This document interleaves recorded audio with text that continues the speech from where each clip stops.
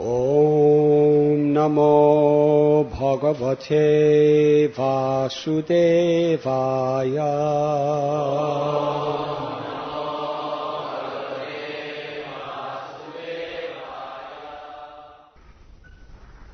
Tomorrow we are celebrating Ram Navami, the day of the appearance of Lord Sri Ramchandra.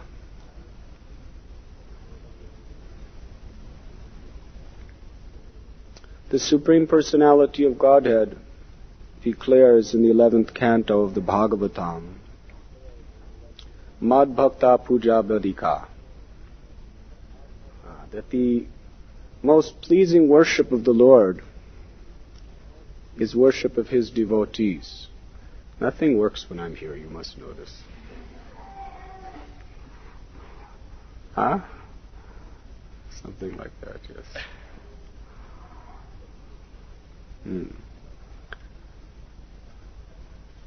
That the most pleasing process to the Supreme Lord is when His devotees are satisfied. In fact, in the Bhagavad Gita, which was spoken on the battlefield of Kurukshetra, Lord Sri Krishna was trying to convince Arjuna to fight. Now, factually, in the form of Mahavishnu, Krishna is destroying hundreds of billions and trillions of universes simply by inhaling. Just by going, everything is destroyed. Not only all human beings, all living entities, all planets, everything. So did Krishna require Arjuna to fight, to kill this little army of a few million people?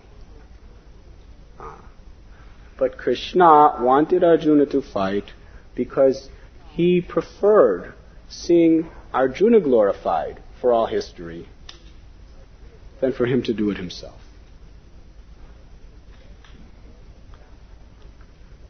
So in Lord Sri Ramchandra's Leela, of course, after Sita was stolen by the great demon Ravana, Lord Ramchandra could have instantly killed this 10-headed Asura and regained Sita. But he especially wanted to glorify his pure devotees.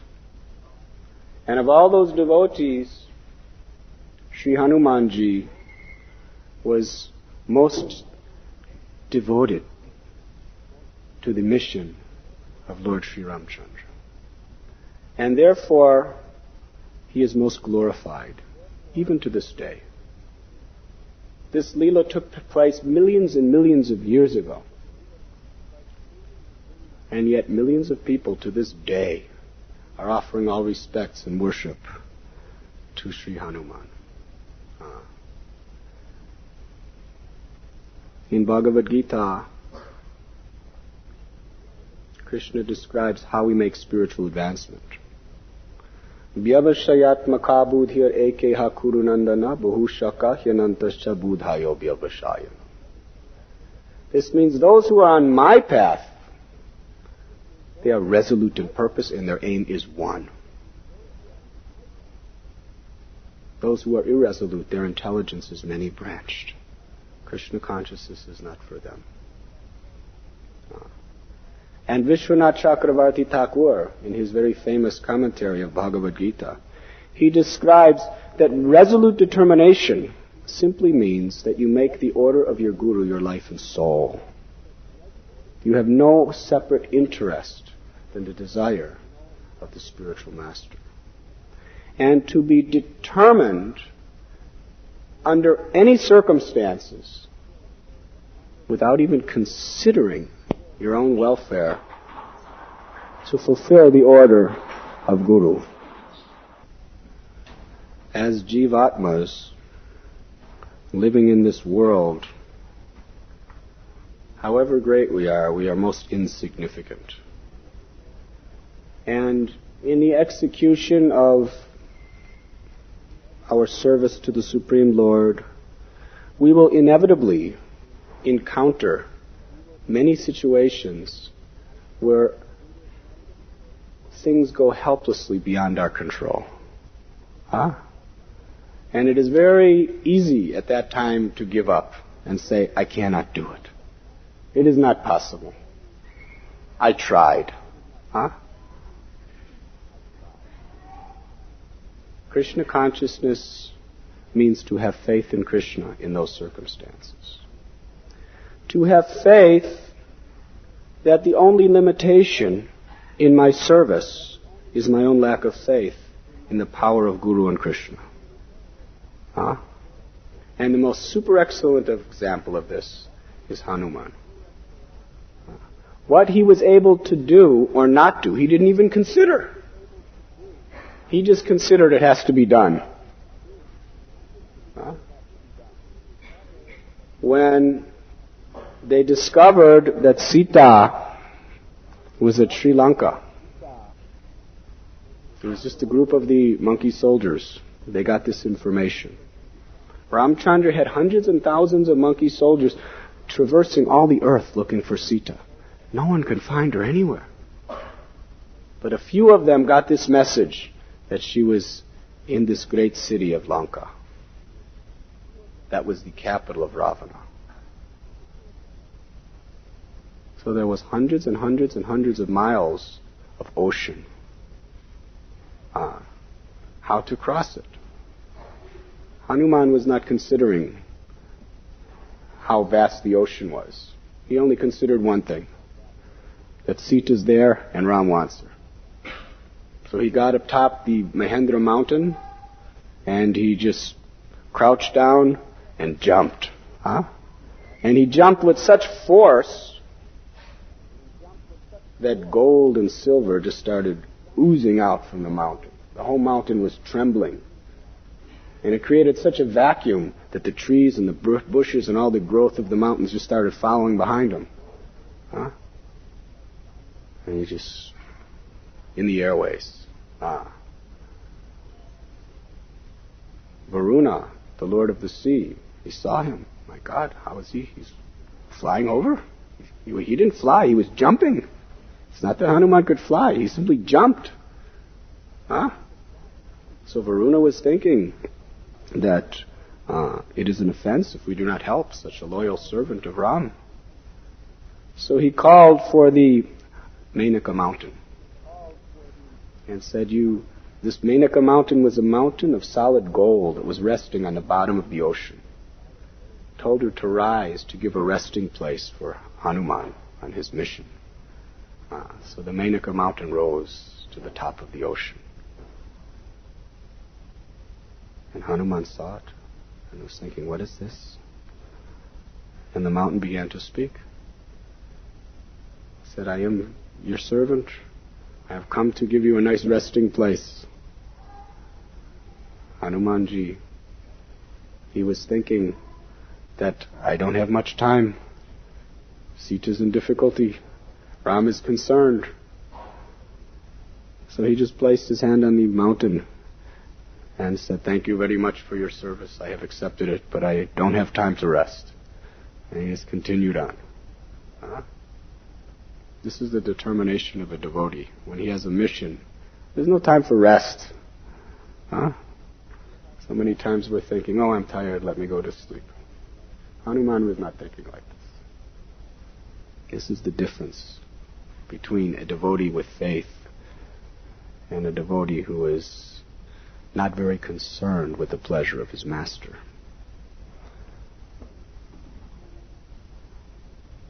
As he was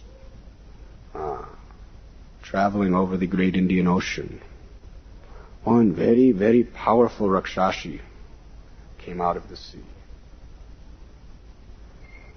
And she said, my dear Hanuman, I have been given a benediction by Lord Brahma that no one can pass by me without me eating them, devouring completely. So Hanuman looked at her and said, So he expanded his body, because he had this mystic power to become very big. He expanded his body to be 10 yojanas long. That means 80 miles. 1 yojana is 8 miles. So she expanded her mouth to be 20 yojanas, big. He became 30. Her mouth became 40. He became 50. Her mouth became 70. He became 80. Soon her mouth was 100 yojanas, 800 miles wide. At that time, Hanumanji reduced his size to the width of a thumb. And then he went into her mouth. And he walked around for some time. And then he came out. And he said, "So, my dear, the fulfillment of Rama has been fulfilled.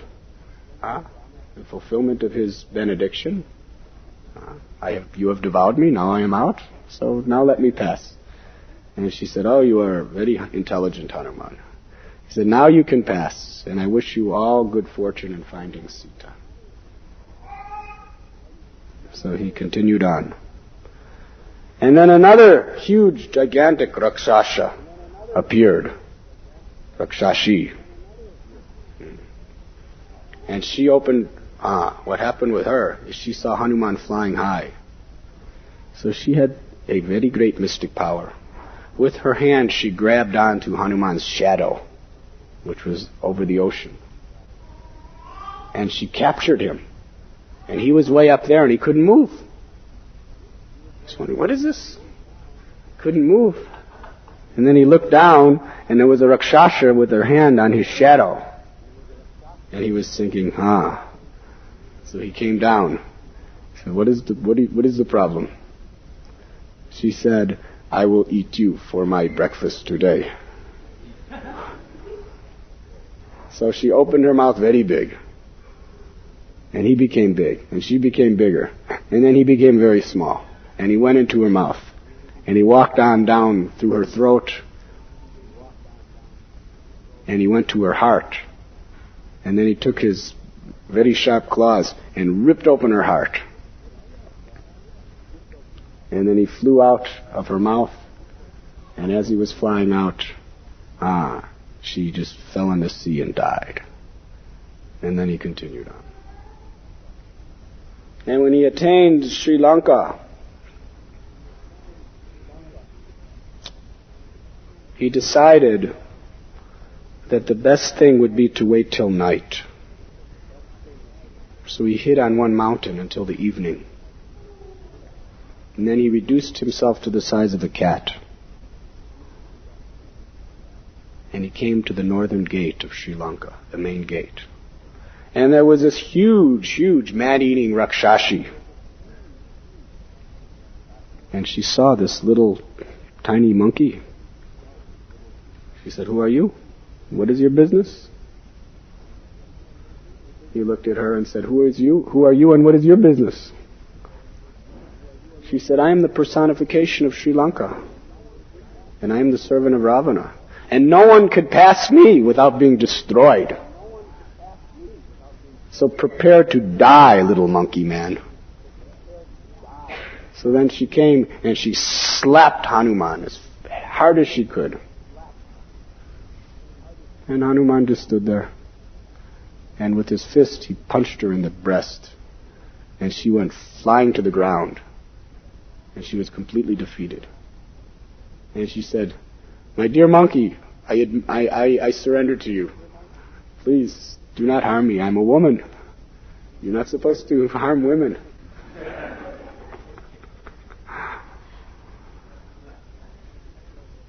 She said, "A long time ago, Lord Brahma came. And he told me that one day a monkey is going to defeat you. And when that day comes, you can know soon after that all the Rakshasas, Ravana, and the whole city of Lanka will be destroyed. So my dear Hanuman, please feel free to enter Lanka and do the business of your Lord." So it was night. And that night the moon was shining very bright. So he was looking around, trying to find Sita. And he saw the most beautiful city he had ever seen. After all, Hanuman was born and raised in the Kishkinda jungles. Kishkinda Kshetra is all jungle and mountains. And here the whole city was constructed by Vishwakarma. And all the buildings were the most precious marble, ivory, jewels, gold. So he began to creep and look through the windows of all the major palaces. But he could find no one that fit the description of Sita. And then he came upon the most masterfully created of all palaces, that of Ravana. And in the main room, the floor was ivory. The walls were marble and jewels. And it was all lit up because the moon was glistening and reflecting off the jewels. And he could see everything and everyone, although it was the middle of the night. And there was a large dais made of crystal. And on it were beautiful silken cushions. And in the center laid the huge, monstrous demon, Ravana. He had 10 heads, a dark complexion, limbs that were like lightning bolts. He was so powerful that the demigods in the heavens trembled at the thought of his name. And he had these proud battle wounds. One scar from being struck by the thunderbolt of Indra. One scar from being struck by the Sudarshan chakra of Vishnu, the disc of Vishnu.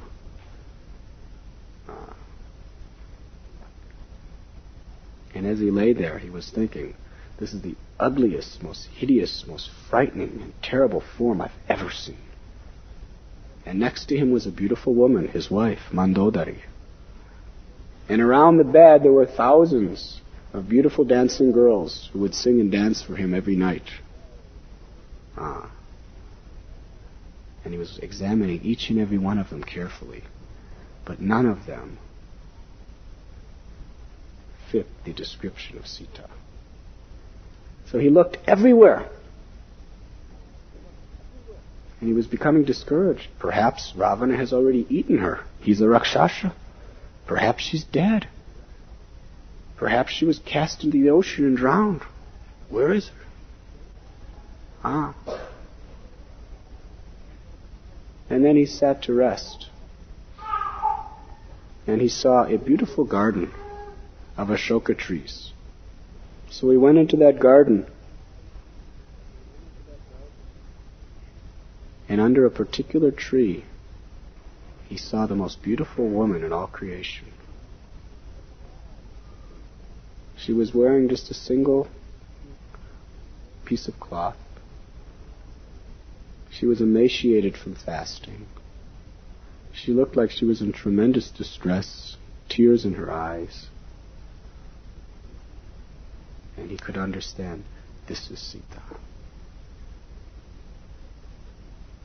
And there were all these Rakshashis around her, threatening her, harassing her, making her life very miserable. Soon after that, he saw Ravana coming, with thousands of his wives following him. And Ravana came and began to harass. First he was very sweet and polite with Sita. He said, "Oh, you are so beautiful. Your lotus eyes are so sweet.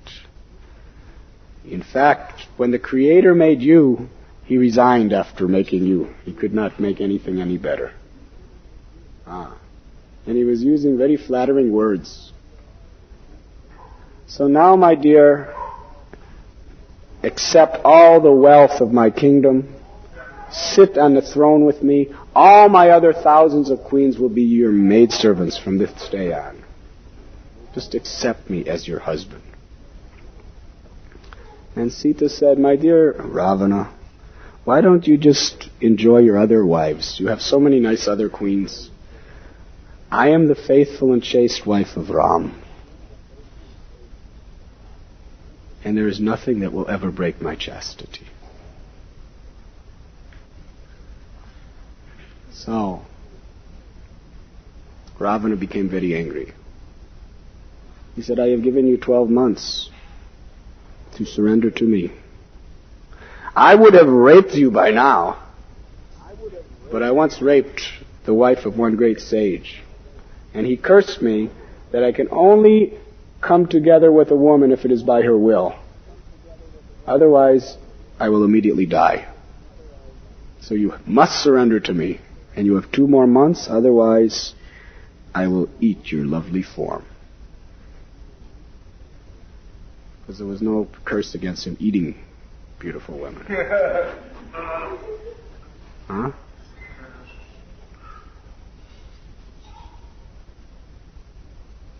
So Sita, she told him, very soon Ram will come and he will destroy you and all your Rakshasa armies. You do not know who you are dealing with.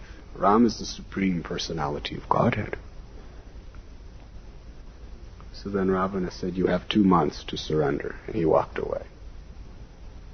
And Sita, she just began to cry. And she began to chant the names of Ram and Lakshman. And at that time, Hanuman was thinking, I must pacify her. But how? She's being tricked in so many ways that she'll think I'm just a Rakshasa disguised as a monkey. So he began to very sweetly sing the praises of Lord Ramchandra. He began to describe how Ram married Sita, the beauty of this great ceremony, how they lived in Ayodhya, how Ram was banished to the forest, the beautiful pastimes between Sita and Ram at the foot of the Chitrakoot mountain, how Ravana stole Sita, and all the pastimes of Rama in between. And when she heard this, she became very enlightened. Her heart was full of pleasure. And she asked, who is speaking like this? And then Hanuman came and started coming close to her. And when she saw Hanuman, she said, you are Ravana, disguised as a monkey to trick me. She said, I will not talk to you anymore. And then Hanuman began to narrate more and more of the glories of Ram. And she said, if you are actually Ram's devotee, what are the qualities of Ram? And he began to narrate all the beautiful qualities in the body of Ram. And then he said that Ram has given me this ring to give to you, just to show you that I am his messenger, and to prove to you that he is about to come. Sita was about to commit suicide. She was about to strangle herself with the braid of her own hair when Hanuman came. And when she saw the ring, she pressed it to her breast and she said, this is the ring of Ram. And they began to speak together. And Sita just began to meditate on the beauty of Ram, and she began to remember the beautiful pastimes they had together in Chitrakoot, which was actually the most pleasing place in their Leela, where they were just living together in a beautiful forest,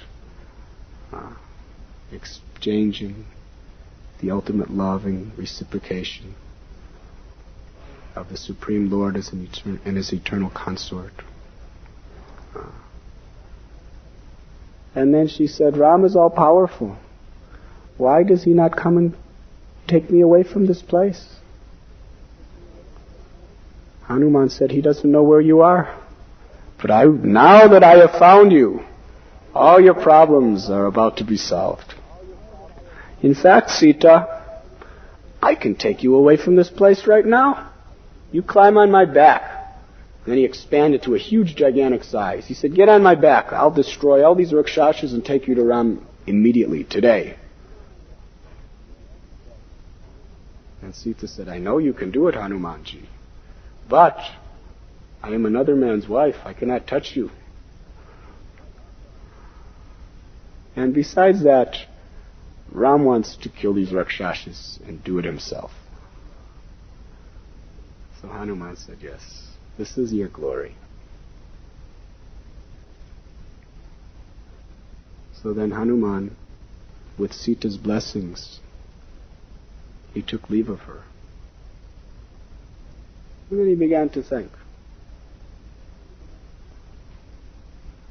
that I want to see the prowess of Ravana's Rakshasa army. I want to see what they really are all about. I've heard so many great things about their strength and power. And that will be very helpful to Ram in his war against these Rakshasas. So he began to tear down all these Ashok trees from the most precious garden of Ravana. And the news came to Ravana.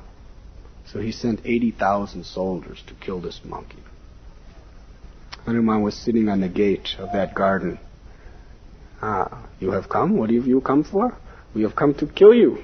So he was just sitting there wagging his tail at them like a monkey. And when they attacked him with thousands of arrows and clubs, he just took one iron bar and destroyed every one of them. He started just smashing their heads, their arms, their legs, their limbs, and there was just blood flowing in all directions. So whatever remainders of this 80,000 man army were left, they ran to Ravana and said, this monkey is impossible to defeat. So then he sent the son of his commander-in-chief. And he went there, and Hanuman immediately killed him. Then Ravana sent his own son, one of his younger sons. And he came to that place, and he was a great mystic. He began to shoot arrows at Hanuman. He was flying in the sky, creating so many illusions. And finally, Hanuman realized that this person is very powerful, and he is very dangerous, so I better kill him right away. So although this person was in the air, flying, shooting arrows at Hanuman, Hanuman dashed at him with his fist, slaughtered all his horses, broke his chariot to pieces, grabbed the demon, flung him around 1,000 times, smashed him on the ground, and he was dead. Something like that.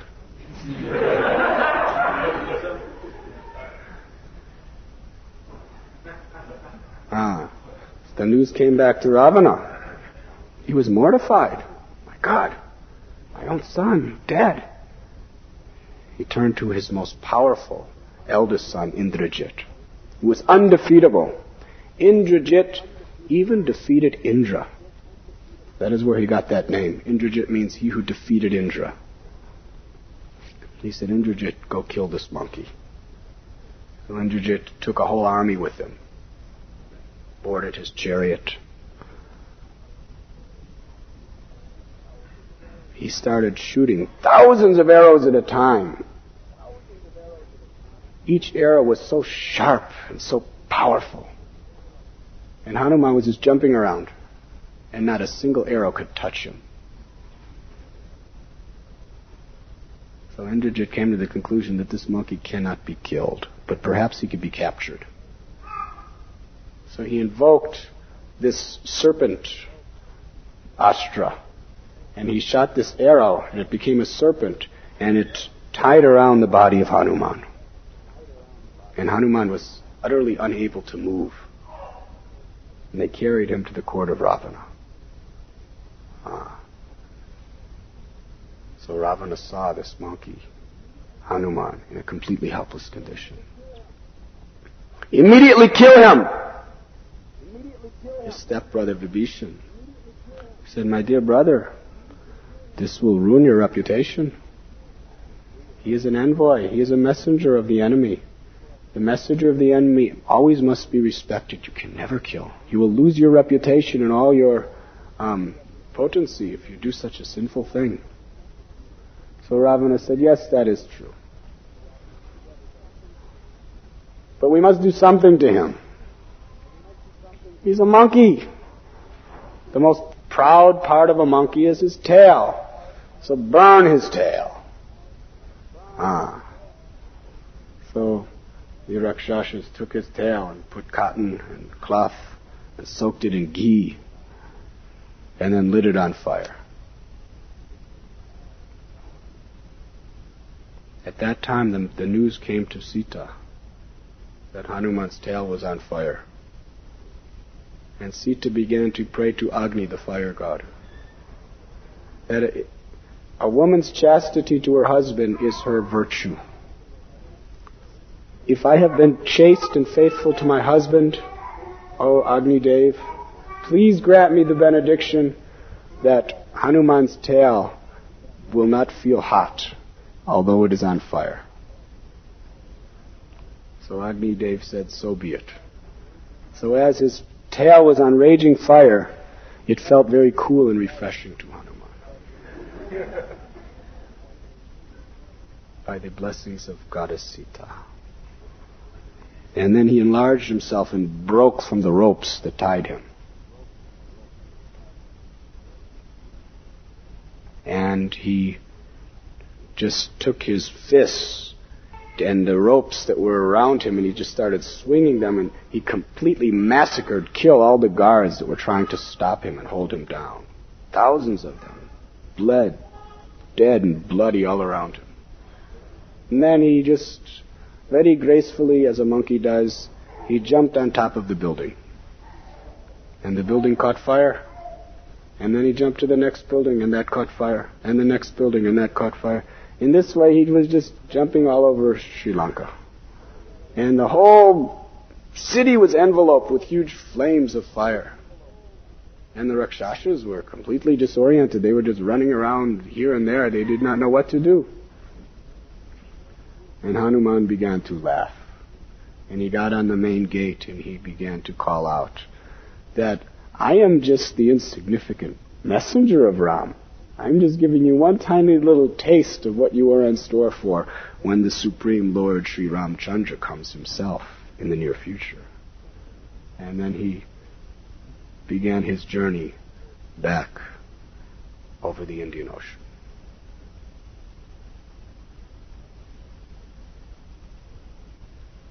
And, of course, when he arrived, all the monkeys, they were very anxious for news. And they were completely ecstatic to hear the news of how Hanuman had burned the city of Lanka, found Sita, and humiliated all the Rakshasas. And they were so anxious that Hanuman, you must now come with us to Kishkinda jungle and inform Ram. He will be so happy. You see, this is the nature of a real Vaishnav. He loves to see another Vaishnav successful. Loves to see another Vaishnav do something great. Loves to see the Lord bestowing His great pleasure upon another devotee. Sometimes due to envy in the neophyte condition, we become very disturbed in our mind when someone else is getting credit, when someone else is getting special mercy, or when someone else is superseding us in our service. But because these soldiers were genuinely humble servants of the Lord, they could see that every living being is part and parcel of Lord Ram, and it is His divine potency. And if He manifests His super excellent potencies through any of our God brothers or any of our friends, this is a wonderful thing that we should adore and we should worship. So when Hanuman was embraced by Lord Ramchandra, when he was given the utmost blessings of Ramchandra, this was the greatest happiness for all of the other devotees of the Lord. So this story of Hanumanji illustrates to us how a devotee in his service or her service does not consider what is possible or what is impossible. Because after all, Krishna is the doer. We are not the doer. Along with the Guru's order comes the empowerment to fulfill that order. Mukam karoti bachalam pangum nangayate girim yat kripatamaham vande si gurum dinataram. With the mercy of Guru, even a lame man can cross mountains. Hanuman, because he had faith in his Guru, not only did he cross mountains, he lifted up mountains. And he carried them thousands of miles. Huh? When he got to that mountain, he wasn't thinking, it looks very heavy. How is this possible? He was thinking simply, Ram wants this mountain. He wasn't considering his own strength. He wasn't considering whether it's possible or impossible. There was only one considerate. Ram wants it. It will be done. He just picked it up and flew. He brought it back to Rameshwaram. There's another story at this same place of Rameshwaram. The main temple there today is a place called Rameshwaram. It's the Rameshwaram temple. Big, beautiful temple. And it is an interesting story. Because after Ram killed Ravana, Ravana was born of a Brahmin family. So it's an offense to kill a Brahmin. So he was told to worship Lord Shiva to atone for this offense, and whatever offense may have been committed. Some people say, why is he worshipping Lord Shiva? Shiva is Vaishnavanam Yatasambhu. He is a great devotee of Ram. So who's the greatest, Ram or Shiva? This is an example of how the Lord takes great pleasure in worshipping his devotees. So the Brahmins there, they told him that you have to do this puja to Shiva Linga at this very time. You have only a few hours. And the puja must be complete before then. And they told him there is an auspicious Shiva Linga on Mount Kailash, the abode of Shiva. And you should get that. So Ram looked at Hanuman, and Hanuman said, my lord, I will get it. Now you have to understand, Rameshwaram is in the southern tip of India, and Kailash is in the northern part, which is now Tibet, in the Himalayas. It's thousands and thousands and thousands of miles. Hanuman wasn't thinking, how is it possible? How can you ask me to do something like this? He was thinking, Ram, you want it, it will be done. He was not considering the place. He was not considering the distance. He was not considering his own strength. He was simply considering Ram wants it. Huh? So he jumped. He went all the way to Kailash. And he found this huge Shiva Linga. And he found another one. And he thought, I'll keep this one for myself. And then he was flying with both of them. And while he was flying, or jumping, the Brahmin said, Ram, it's time. You have to do it now. Hanuman's not back yet. So Sita Devi, she made a Shiva Linga out of sand. And she said, Ram, why don't you worship this? It was made with my own hands. So Ram said, all right. And he worshipped that Shiva Linga. And as he was worshipping, Hanuman came with these big, gigantic stone forms of Lord Shiva. And Hanuman was very disappointed. He started to cry. I'm too late. My dear Lord, I've disappointed you. I'm too late. You've accepted this other one. So Ram completed the worship of Sita's offering. And then he said, Hanuman, I will also worship yours. And he said, as a matter of fact, from this day on, this temple will contain both.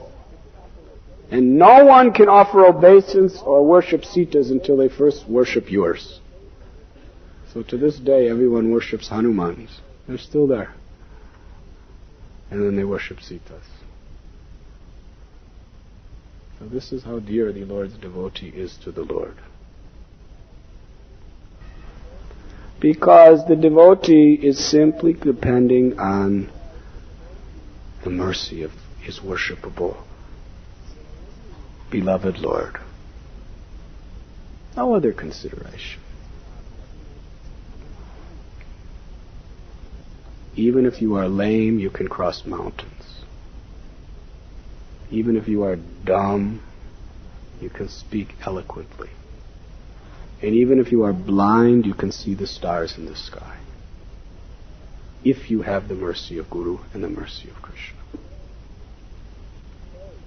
And it is this faith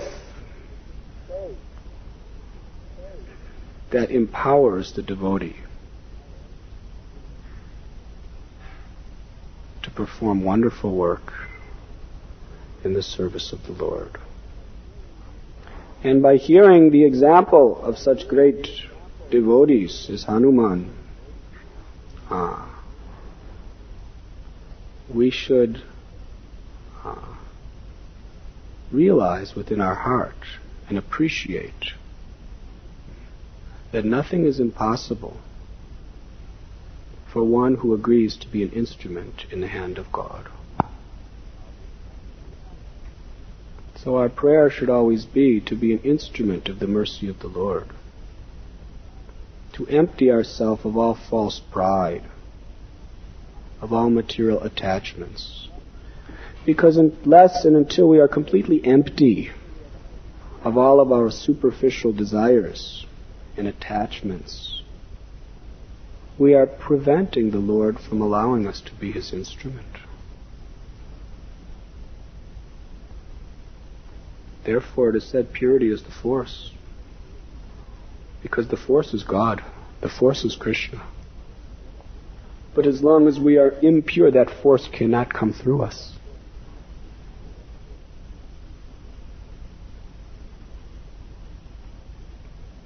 As we become pure, the Lord who is seated within our heart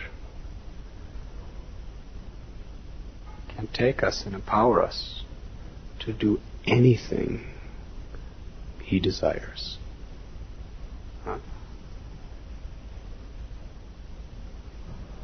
So by chanting the holy name, serving the Vaishnavas, and praying with a sincere heart,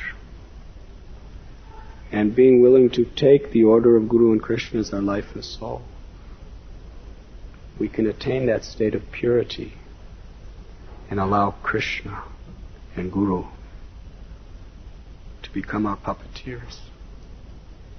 When Srila Prabhupada came to America, as far as he was concerned, making the people of America Krishna conscious was millions of times more impossible even than what Hanuman did. So he was praying to Krishna and Guru that I'm just an insignificant little beggar. My dear Lord, I am a puppet in your hands. Let me just be your puppet here. Make me dance. Make me dance, O Lord. And because of that utterly prideless, unmotivated, prayerful surrender to the Lord, how the Lord empowered him to do such wonderful service. There is nothing impossible for one who allows himself to be an instrument of the Lord. The only impediment is our own pride, our own material attachments.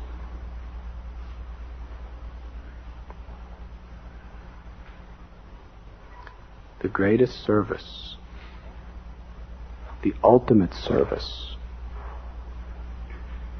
is to simply humble ourselves. How can I serve?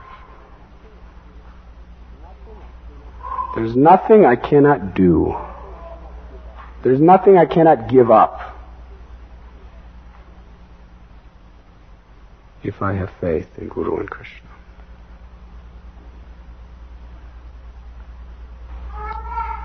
As there any questions?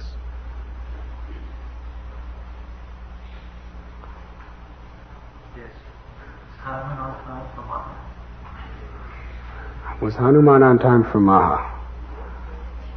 You want to hear a story about Hanuman being on time for Maha? How much time do I have? 5 minutes? 2 minutes. I don't have time to tell this story. It's a nice story. Anyways, I'll tell it fast. In Jagannath Puri, there is a temple. It's called Bedi Hanuman. Has any of you ever been there? Bedi Hanuman Mandir? If you go there, you will find something wonderful. That the deity of Hanuman has chains on his arms and chains on his legs. The reason is, the ocean used to, because Jagannath Puri is right on the ocean used to flood. So, called Ram in Ayodhya and said, the only person who can prevent the ocean from flooding our city and flooding Jagannath is Hanuman. So Ram told Hanuman, you go to Puri and you guard, for the ocean does not flood over. So he was standing on the bank of the ocean with his club. The ocean wouldn't come near him. So months went by. In those days, Jagannath would only eat khichdi. So they would give Hanuman khichdi. Hanuman, after a while, he started getting tired of khichdi. He was thinking, Ayodhya, Rama's a king. I'm eating nice samosas and rasguls, and I don't know if they had pizza or things like that, but he was eating nice prasad. And here only khichdi. I want nice Mahaprasad. Right? Nice Mahaprasad. So he was thinking, months went by, the ocean's not coming. When everyone's sleeping at night, I will go to Ayodhya. So in the middle of the night, he went to Ayodhya. He jumped.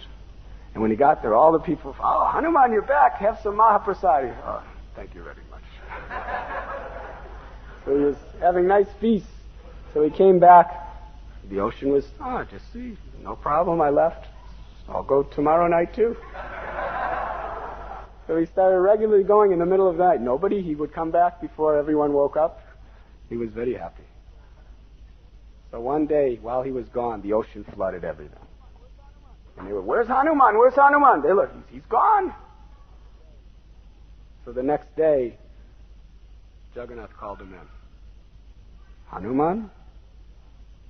Where were you? He said, I was in Ayodhya. What were you doing in Ayodhya?